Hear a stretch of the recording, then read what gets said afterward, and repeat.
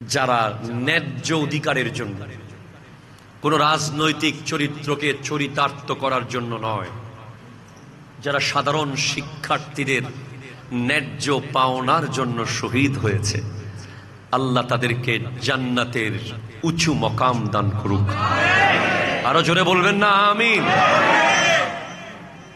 আপনি আর আমি যদি, আমার ছেলে আপনার ছেলে যদি মেধায় একটা সরকারি চাকরি পায়, সেখানের একটা সাদকায়ে জারিয়ার সওয়াব ওই ঘরের টেবিলে পড়তে বসা নিষ্পাপ শিশুটি পাবে। ঠিক কিনা কথা বলেন? ওই ছাদে খেলতে যাওয়া নিষ্পাপ শিশু পেয়ে যাবে, ওই শত শত মেধাবী ছাত্ররা পেয়ে যাবে। হ্যাঁ, মনে রাখবেন, আমরা সবাই সত্যের পক্ষে। ঠিক কিনা কথা বলেন? আমরা কেউ রাজনীতি, আওয়ামী লীগ বলেন, বিএনপি বলেন, জামাত বলেন, জাতীয় পার্টি বলেন, আমরা এগুলো বুঝি না। দেশ যে চালাবে চালাক, কিন্তু আমরা চাই ন্যায় বিচার। ঠিক কিনা কথা বলেন? আমরা ন্যায় বিচার চাই, আমরা স্বাধীনভাবে বাঁচতে চাই, আমরা স্বাধীনভাবে কথা বলতে চাই, আমাদের সন্তানদেরকে মেধার মূল্যায়ন চাই।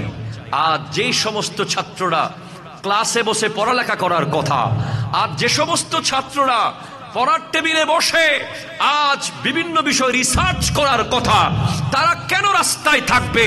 অনতি বিলম্বে ওই হত্যাকারীদের যেই দলের মানুষ হোক না কেন, তাদেরকে শাস্তির আওতায় এনে ছাত্রদেরকে পড়ালেখার ব্যবস্থা করে দেওয়া উচিত। ঠিক কিনা? জোরে কথা বলেন। হ্যাঁ, আমি একজন আলেম, আমারও বিবেক আছে। আমি যদি না বলি, কাল হাসরের মাঠে আমার জিহ্বা কেটে ফেলা হবে। আমরা চাই সরকার যেই থাকুক, যাকে আল্লাহ ক্ষমতা দেয়, ক্ষমতা দেওয়ার মালিক আল্লাহ। ঠিক কিনা বলেন? আমরা কোন সরকার পাল্টে যাক, কে নেমে যাক, কে উঠে যাক, এগুলোতে আমরা নাই। আমরা আছি যে এদেশ স্বাধীন দেশ, আমরা স্বাধীনভাবে কথা বলতে চাই, আমরা স্বাধীনভাবে চলতে চাই, আমরা স্বাধীনভাবে নিজের মনের ভাব প্রকাশ করতে চাই, আমরা ন্যায্য অধিকার চাই। ঠিক কিনা কথা বলেন? আল্লাহ পাক বোঝার তৌফিক দান করুক, আমিন জোরে বলেন। তবে হ্যাঁ, আলেমরা শুধু একদিকে কথা বলতে পারে না, তাদেরকে কোরআন থেকে কথা বলতে হয়, হাদিস থেকে কথা বলতে হয়।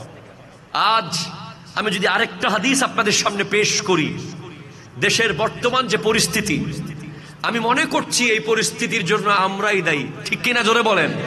এগুলো আমাদের কামাই, আমাদের কামাই। হ্যাঁ, আমাদের কামাই। রাসূল সাল্লাল্লাহু আলাইহি ওয়াসাল্লাম বলছেন, তোমাদের উপরে 5টা পরীক্ষা আসবে। কয়টা পরীক্ষা? জোরে বলেন না, কয়টা? আরো জোরে, কয়টা? 5টা পরীক্ষা আসবে। যেই পরীক্ষাগুলো তোমরা মোকাবেলা করতে পারবে কিনা, তোমাদের সেই ক্ষমতা থাকবে কিনা, সেই শক্তি তোমাদের থাকবে কিনা, আমি আল্লাহর কাছে পানা চাই, আল্লাহ যেন তোমাদেরকে এই পরীক্ষাগুলোতে না ফেলে। সুবহানাল্লাহ।